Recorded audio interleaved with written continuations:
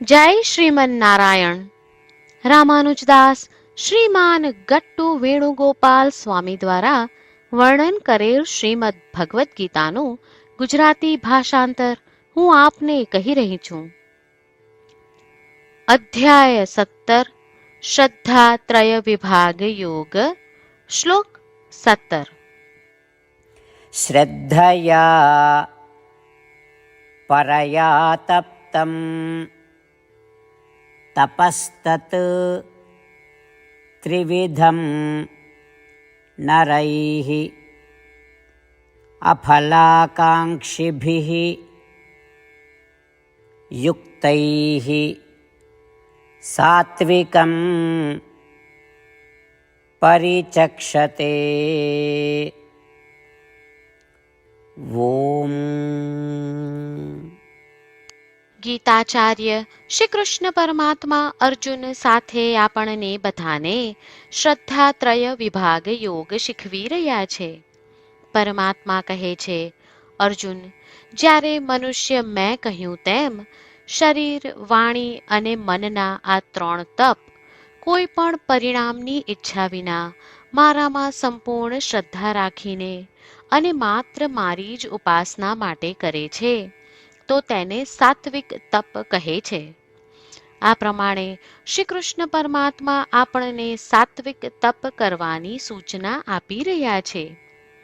તેથી ચાલો આપણે પ્રત્યેક વસ્તુ શ્રી કૃષ્ણ પરમાત્માની સેવા સ્વરૂપે કરતા, કોઈ પણ પરિણામની ઈચ્છા ન રાખતા અને આપણા જીવનનું લક્ષ્ય શ્રી કૃષ્ણ પરમાત્માને પ્રાપ્ત કરવું એવી માનસિકતા કેળવતા શ્રી કૃષ્ણ પરમાત્માએ આપેલા 3 તપનું આચરણ કરીએ.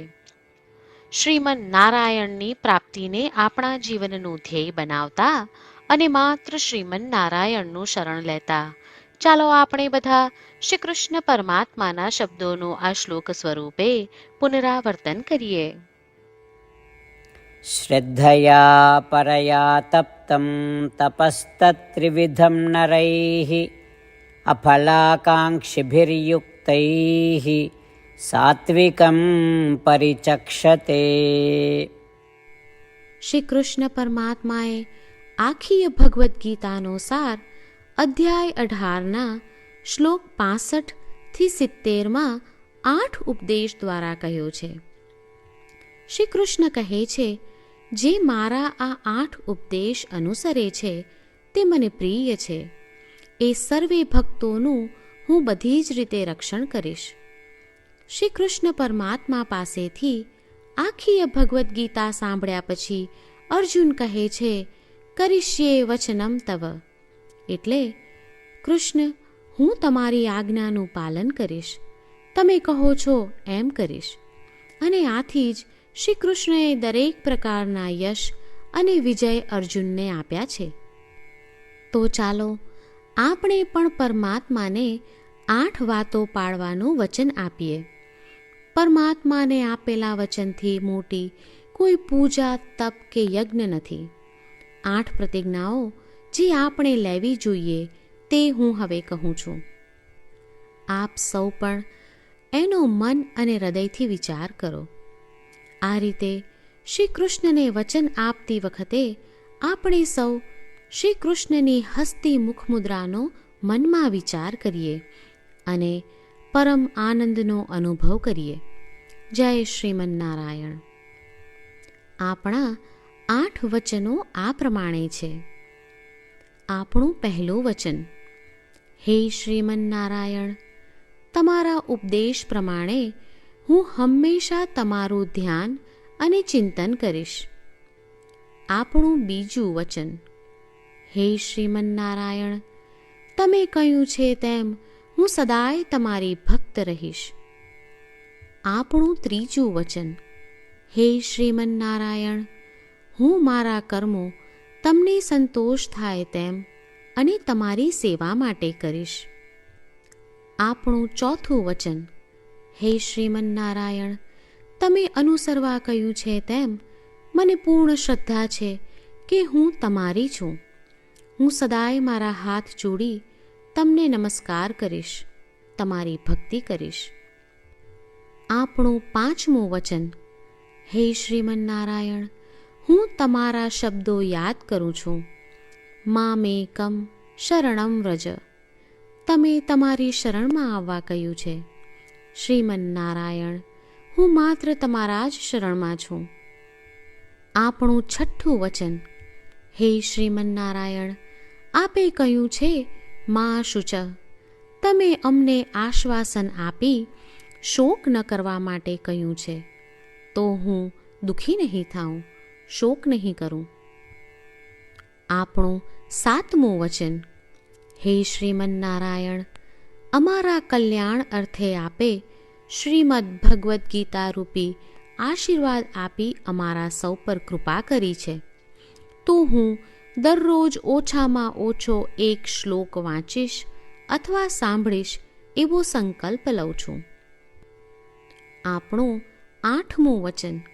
હે શ્રીમન્નારાયણ, હું ગીતાના દૈવી શબ્દો એ ભક્તો સુધી પહોંચાડવાનો પ્રયત્ન કરીશ જેઓ ગીતાથી અજાણ છે. હે શ્રીમન્નારાયણ, તમે કહ્યું છે તેમ કરીશ, તમે કહ્યું છે એમ વર્તીશ અને તમારા માટે જ કર્મ કરીશ. શ્રીમન્નારાયણને આપેલું વચન કે દરરોજ તમે કહ્યું છે એમ કરીશું, એ જ એક મહાન પૂજા છે. તો ચાલો આપણે સૌ દ્રઢ શ્રદ્ધા સાથે પ્રભુ પાસે એક સંકલ્પ લઈએ. શ્રીમન્નારાયણ, કરીશ્યે વચનમ તવ. શ્રીમન્નારાયણ, હું તમારી આજ્ઞાનું પાલન કરીશ. સર્વમ શ્રી કૃષ્ણાર્પણમસ્તુ. જય શ્રીમન્નારાયણ. શ્રદ્ધયા પરયા તપ્તમ તપસ્તત ત્રિવિધમ નરૈઃ અફલાકાંક્ષિભિઃ યુક્તૈઃ સાત્વિકં પરિચક્ષતે. ઓમ. શ્રદ્ધયા પરયા તપ્તમ તપસ્તત્રિવિધમ નરૈઃ અફલાકાંક્ષિભિર્યુક્તૈઃ સાત્વિકં પરિચક્ષતે. જય શ્રીમન્નારાયણ. તમામ ભક્તોને ખાસ વિનંતી. આપણા જીવનની દરેક બાબતોમાં આપણે તાત્કાલિક અને અસરકારક પરિણામો ઈચ્છીએ છીએ. આ પ્રાપ્ત કરવા માટે ચાલો દરરોજ 1 મિનિટ ફાળવીએ અને નારાયણાસ્ત્રમ વાંચીએ.